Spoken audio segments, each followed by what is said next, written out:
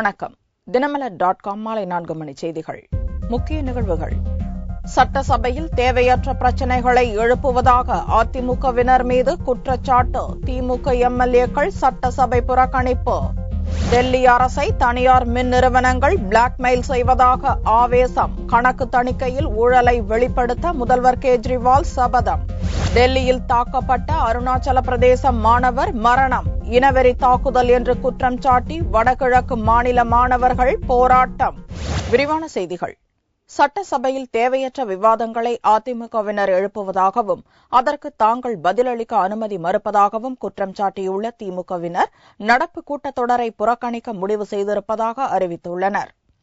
தமிழக சட்டசபையில் வெள்ளியன்று அதிமுகவின் மார்க்கண்டேயன் திமுக தலைவர் கருணாநிதி குறித்து பேசியதால் திமுகவினர் சபாநாயகரை முற்றுகையிட்டனர். அவர்களை வெளியேற்ற உத்தரவிட்ட சபாநாயகர் தனபால் கவர்னர் உரையை கிழித்தெறிந்த குன்னம் தொகுதி திமுக எம்எல்ஏ கூட்டத்தொடர் முழுவதும் சஸ்பெண்ட் செய்து அறிவித்தார். சனிக்கிழமையன்று சட்டசபை வளாகத்துக்கு வந்த திமுகவினர் சபை அலுவல்களில் பங்கேற்காமல் புறக்கணித்தனர். செய்தியாளர்களிடம் பேசிய திமுக சட்டசபை குழு தலைவர் ஸ்டாலின் சட்டசபையில் தேவையற்ற விவாதங்களை அதிமுகவினர் எழுப்புவதாகவும் அதற்கு பதிலளிக்க தங்களை அனுமதிப்பதில்லை என்றும் குற்றம் சாட்டினார். இதனால் சட்டசபை கூட்டத்தொடர் முழுவதையும் புறக்கணிக்க முடிவெடுத்திருப்பதாகவும் ஸ்டாலின் கூறினார்.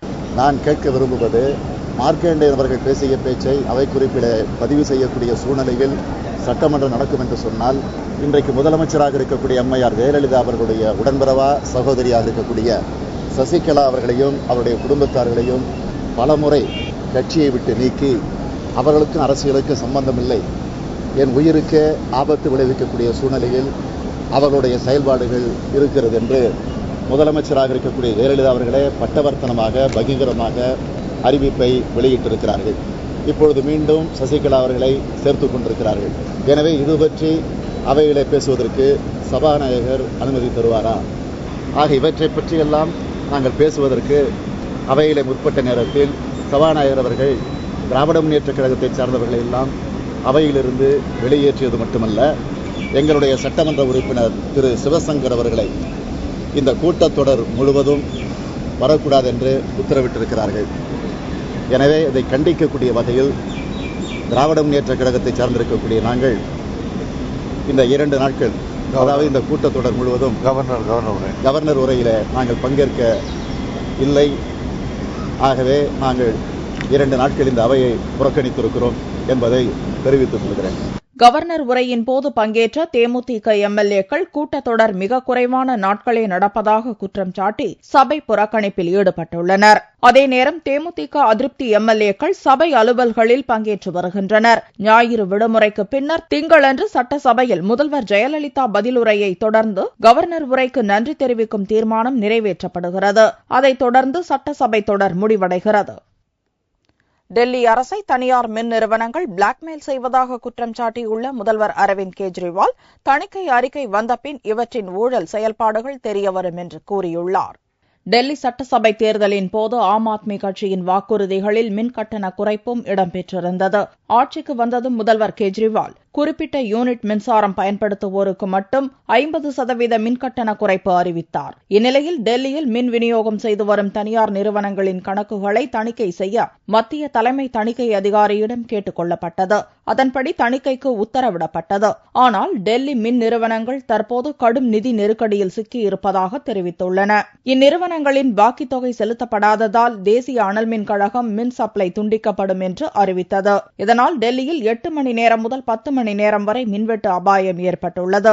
தனியார் மின் நிறுவனங்கள் டெல்லி அரசை பிளாக்மெயில் செய்வதாகவும் தணிக்கைக்கு பிறகு இந்நிறுவனங்களின் ஊழல்கள் வெளிச்சத்துக்கு வரும் என்றும் அரவிந்த் கெஜ்ரிவால் குற்றம் சாட்டியுள்ளார்.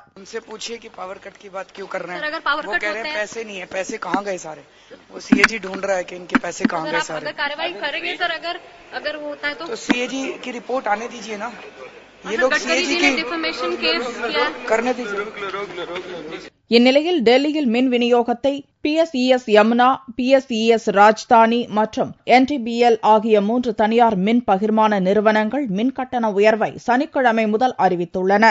இதை டெல்லி மின்சார ஒழுங்குமுறை வாரியமும் அங்கீகரித்துள்ளது குறிப்பிடத்தக்கது. அருணாச்சல பிரதேச மாணவர் ஒரு கும்பலால் தாக்கி கொல்லப்பட்டதை கண்டித்து டெல்லியில் வடகிழக்கு மாநில மாணவர்கள் போராட்டம் நடத்தினர். அருணாச்சல பிரதேச மாநிலத்தின் காங்கிரஸ் எம்எல்ஏ நிடோ பவித்ராவின் மகன் நிடோ டானியன் ஜலந்தரில் உள்ள லவ்லி பல்கலைக்கழகத்தில் முதலாண்டு படித்து வருகிறார். தெற்கு டெல்லியில் உள்ள தனது உறவினர் வீட்டுக்கு சென்றபோது கடைத்தெருவில் ஒரு கும்பலால் தாக்கப்பட்டார். தலைமுடி குறித்த கிண்டல் இனவெறி தாக்குதலாக உருவெடுத்ததாக கூறப்படுகிறது. இதுகுறித்து போலீசில் நிடோ டானியன் புகார் செய்ததை தொடர்ந்து போலீசார் சமாதானம் செய்து அனுப்பி வைத்துள்ளனர். தாக்குதலுக்கு பின் உறவினர் வீட்டுக்கு சென்ற நிடோ டானியன் படுக்கையில் இறந்து கிடந்தார். மருத்துவமனைக்கு கொண்டு சென்றபோது அவர் ஏற்கனவே இறந்துவிட்டதாக டாக்டர்கள் தெரிவித்தனர். இச்சம்பவம் தொடர்பாக 3 பேரை போலீசார் கைது செய்து விசாரித்து வருகின்றனர். இச்சம்பவம் தொடர்பாக டெல்லி முதல்வர் அரவிந்த் கெஜ்ரிவால் மாஜிஸ்ட்ரேட் விசாரணைக்கு உத்தரவிட்டுள்ள நிலையில் போலீசாரிடமிருந்து விவர அறிக்கை கோரியுள்ளது மத்திய உள்துறை அமைச்சகம். இந்நிலையில் மாணவர் நிடோ டானியன் மரணத்துக்கு காரணமானவர்கள் மீது நடவடிக்கை எடுக்க வலியுறுத்தி அந்த மாணவர் தாக்கப்பட்ட பகுதியில் வடகிழக்கு மாநிலங்களைச் சேர்ந்த மாணவர்கள் சனிக்கிழமையன்று ஆர்ப்பாட்டம் நடத்தினர். எய்ம்ஸ் மருத்துவமனையில் நிடோ டானியன் உடல் பிரேத பரிசோதனை செய்யப்பட்டது. முதல்கட்ட பரிசோதனையில் உள்காயங்கள் காரணமாக நிடோ இறந்திருப்பது தெரியவந்தாலும் இறுதி அறிக்கைக்கு பிறகே உண்மை நிலை தெரியவரும் என்று டாக்டர்கள் தெரிவித்துள்ளனர். புதுச்சேரியில் மத்திய அமைச்சர் நாராயணசாமி வீட்டில் வெடிகுண்டு வைத்தவர்களை கைது செய்ய வலியுறுத்தி முழு அடைப்பு போராட்டம் நடைபெற்றது. புதுச்சேரியில் கடந்த 29ஆம் தேதி மத்திய இணையமைச்சர் நாராயணசாமி வீட்டு முன்பு சக்தி வாய்ந்த பைப் வெடிகுண்டு கண்டுபிடிக்கப்பட்டு செயலிழக்க செய்யப்பட்டது. இந்த சம்பவத்தில் தொடர்புடையவர்களை உடனடியாக கைது செய்ய வேண்டும் என்றும் மத்திய அரசு நேரடியாக தலையிட்டு நடவடிக்கை எடுக்க வேண்டும் என வலியுறுத்தி புதுச்சேரியில் காங்கிரஸ் கட்சி சார்பில் சனிக்கிழமையன்று முழு அடைப்பு போராட்டம் நடந்தது. நகர் முழுவதும் பெரும்பாலான கடைகள் மூடப்பட்டன. தனியார் பேருந்துகள் இயங்கவில்லை. அரசு பேருந்துகள் போலீஸ் பாதுகாப்புடன் இயக்கப்பட்டது. இதனிடையே புதிய பேருந்து நிலையத்தில் மறியலில் ஈடுபட்ட காங்கிரஸ் கட்சியினரை போலீசார் கைது செய்தனர். மத்திய அமைச்சர் திரு நாராயணசாமி தலைவர் அவர்கள் வீட்டின் அருகிலே சக்தி வாய்ந்த வெடிகுண்டு வைக்கப்பட்டது. இந்த வெடிகுண்டு வைத்தவர்களை இந்நாள் வரை இந்த புதுவை அரசாங்கம் கைது செய்யவில்லை. எனவே இந்த குற்றவாளிகளை கைது செய்ய கோரியும் இதுபோல் இனிமேல் ஒரு சம்பவம் புதுச்சேரி மாநிலத்தில் நடைபெறக்கூடாது என்பதை கண்டித்தும் புதுச்சேரி மாநிலம் முழுக்க காங்கிரஸ் கமிட்டி சார்பிலும் புதுச்சேரி மாநில இளைஞர் காங்கிரஸ் கமிட்டி சார்பிலும் மிகப்பெரிய அளவில் பந்த் நடைபெற்றது. நெல்லித்தோப்பு பகுதியில் திறந்திருந்த கடைகளை அடைக்கும்படி காங்கிரஸ் தொண்டர்கள் தனியார் பேருந்தை அடித்து நொறுக்கினர். அப்போது பாதுகாப்பு பணியில் இருந்த போலீசார் காங்கிரசார் மீது தடியடி நடத்தியதில் தொண்டர்கள் சிலர் காயமடைந்தனர். புதுச்சேரியில் நடந்த இந்த முழு அடைப்பு போராட்டத்தால் மக்களின் இயல்பு வாழ்க்கை பாதிக்கப்பட்டது.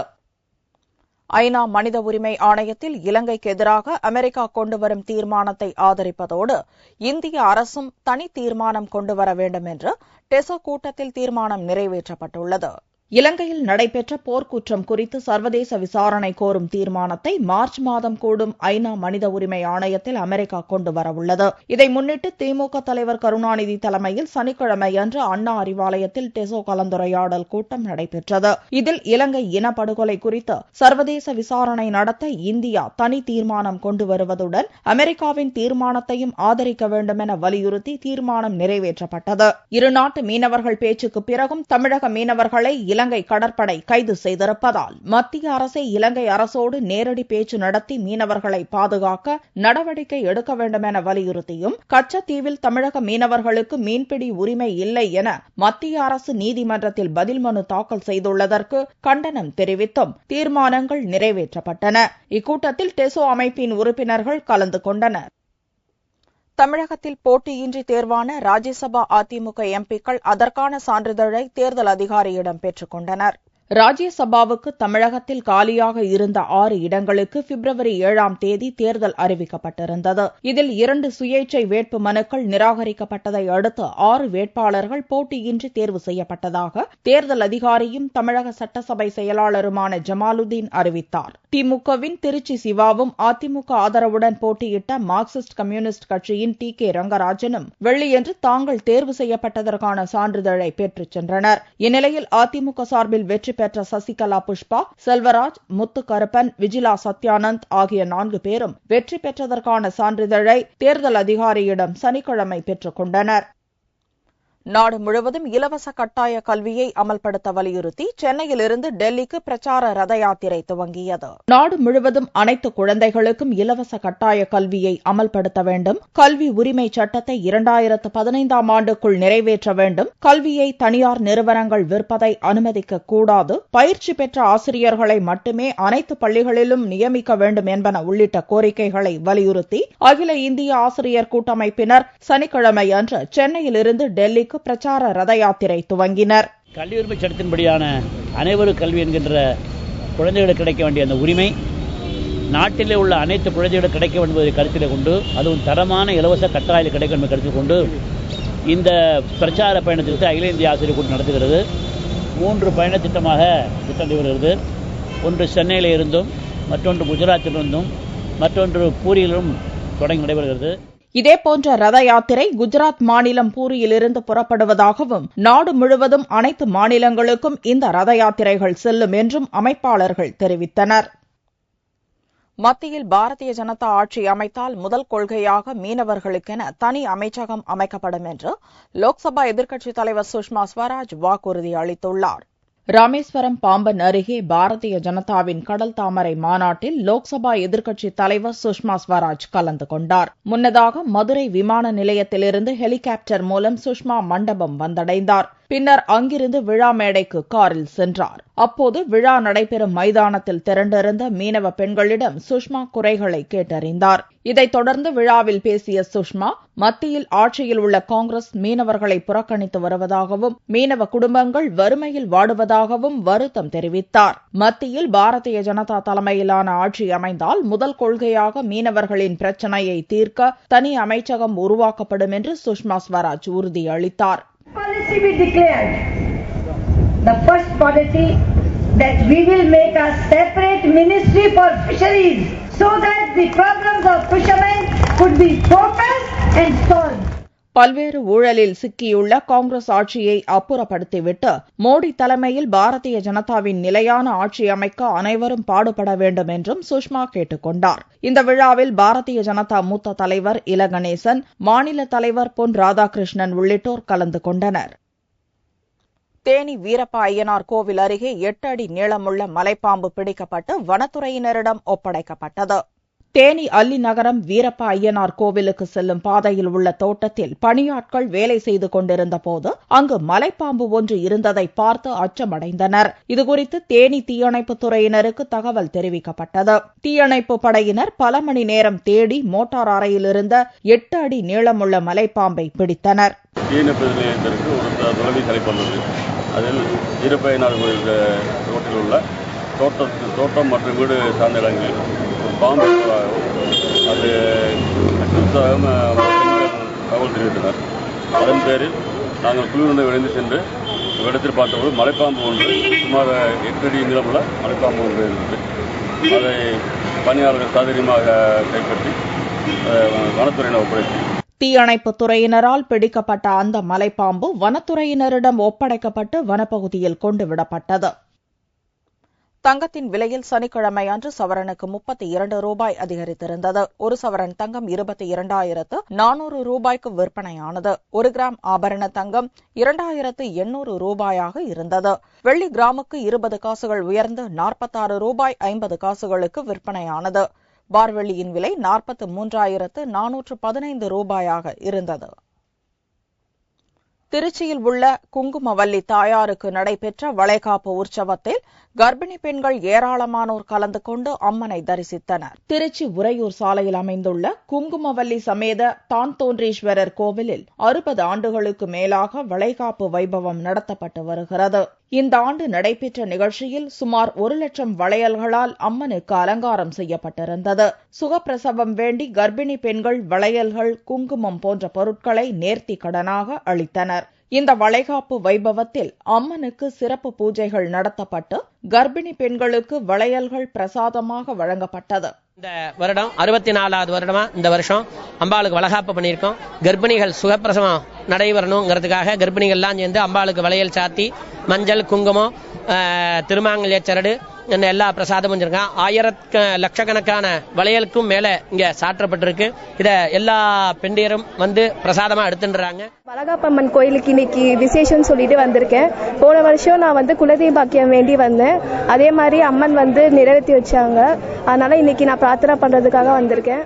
கர்ப்பிணி பெண்களுக்கு சுகப்பிரசவம் வேண்டி நடத்தப்பட்ட இந்த வளைகாப்பு வைபவத்தில் பல்வேறு பகுதிகளைச் சேர்ந்த பெண்கள் ஏராளமானோர் கலந்து கொண்டு அம்மனை வழிபட்டனர். மீண்டும் செய்திகள் இந்திய நேரப்படி இரவு 8 மணிக்கு. வணக்கம்.